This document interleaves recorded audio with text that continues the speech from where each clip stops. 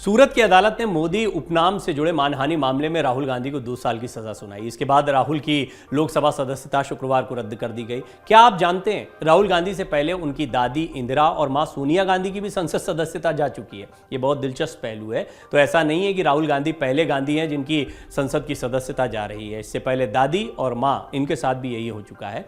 संसद सदस्यता गंवा चुके राहुल गांधी अपने परिवार में ऐसे तीसरे सदस्य बन गए हैं जिनकी सांसदी चली गई। राहुल से पहले उनकी दादी इंदिरा गांधी और मां सोनिया गांधी की सदस्यता अलग अलग मामलों में गई। क्यों गई थी, क्या हुआ था, यह मैं आपको बताता हूं इस रिपोर्ट में।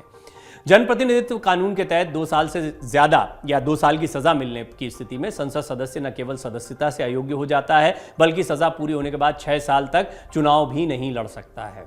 आइए सबसे पहले आपको बताते हैं कि राहुल गांधी की संसद सदस्यता क्यों रद्द हुई। हालांकि इस पर हमने कई विस्तार से रिपोर्ट्स आपको दिखाई हैं। मानहानि का मामला था। सूरत की अदालत में गुरुवार को राहुल गांधी को 2 साल की सजा सुनाई गई। राहुल गांधी ने 2019 के लोकसभा चुनाव के दौरान मोदी सरनेम को लेकर विवादित टिप्पणी की थी। राहुल के खिलाफ गुजरात भाजपा के विधायक पूर्णेश मोदी ने मानहानि का यह मुकदमा दर्ज कराया था।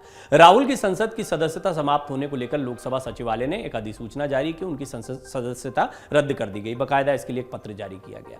लोकसभा सचिवालय की तरफ से इस बारे में 7 पंक्तियों की एक अधिसूचना जारी की गई। इसमें कहा गया कि सूरत के मुख्य न्यायिक मजिस्ट्रेट की अदालत की तरफ से दोषी करार दिए जाने के बाद केरल के वायनाड से लोकसभा सदस्य राहुल गांधी को लोकसभा की सदस्यता से अयोग्य किया जाता है। यह अयोग्यता उन पर दोष साबित होने के दिन यानी 23 मार्च 2023 से लागू रहेगी। यह निर्णय संविधान के अनुच्छेद 102(1)(e) के प्रावधानों और जनप्रतिनिधित्व कानून 1951 की धारा 8 के तहत लिया गया है। यह अधिसूचना लोकसभा महासचिव उत्पल कुमार सिंह के नाम से जारी हुई है।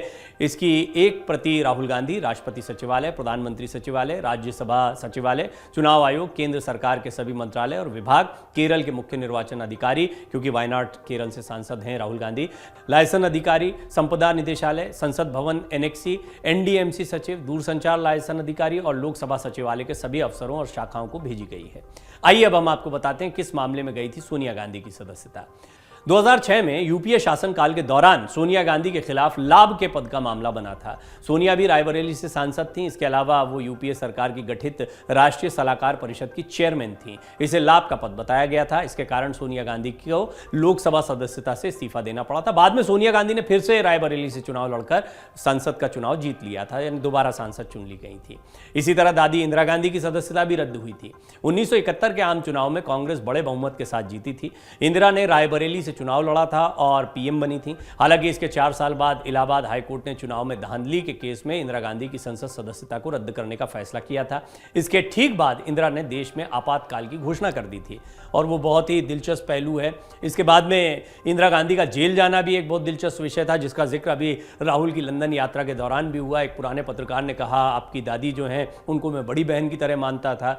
उनसे जब इस बारे में सवाल पूछा गया था कि उन्हें जेल जाना पड़ा मोरारजी देसाई के प्रधानमंत्री रहते हुए, तो उन्होंने कहा था मैं अपने देश के अंदरूनी विषयों पर अंतर्राष्ट्रीय मंच पर बात नहीं करूंगी। राहुल गांधी क्योंकि कैम्ब्रिज में काफी कुछ बोल चुके थे, इसलिए उनको यह सलाह दी जा रही थी। बहरहाल इंदिरा गांधी की सांसदी भी कैसे गई थी, इस बात को भी हमने आपके सामने रखा। ये बहुत ही दिलचस्प पहलू है और राजनीति में ऐसा होता रहता है। लेकिन गांधी परिवार के 3 बड़े किरदार, इंदिरा गांधी, सोनिया गांधी, राहुल गांधी, ये 3 पीढ़ियां भी दिखाई देती हैं अभी देखा जाए तो, और इन तीनों की संसद सदस्यता गई थी। राहुल गांधी को सजा के खिलाफ अपील करने के लिए सूरत कोर्ट ने 30 दिन की मोहलत दी है। राहुल सजा के खिलाफ कोर्ट जाएंगे। कोर्ट अगर सूरत की अदालत के फैसले पर रोक लगाती है तो उन्हें राहत मिल सकती है।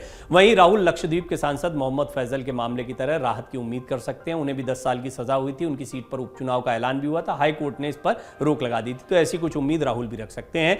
राहुल गांधी उन्हें अयोग्य करार दिए जाने के लोकसभा महासचिवालय के फैसले को अदालत में चुनौती दे सकते हैं। अगर कोर्ट से भी राहुल गांधी को राहत नहीं मिलती है तो वो 2024 और 29 का लोकसभा चुनाव नहीं लड़ पाएंगे। तो विपक्षी चेहरा बनना तो बहुत दूर की कौड़ी है। डाउनलोड करें अमर उजाला ऐप और पाएं खबरें लगातार।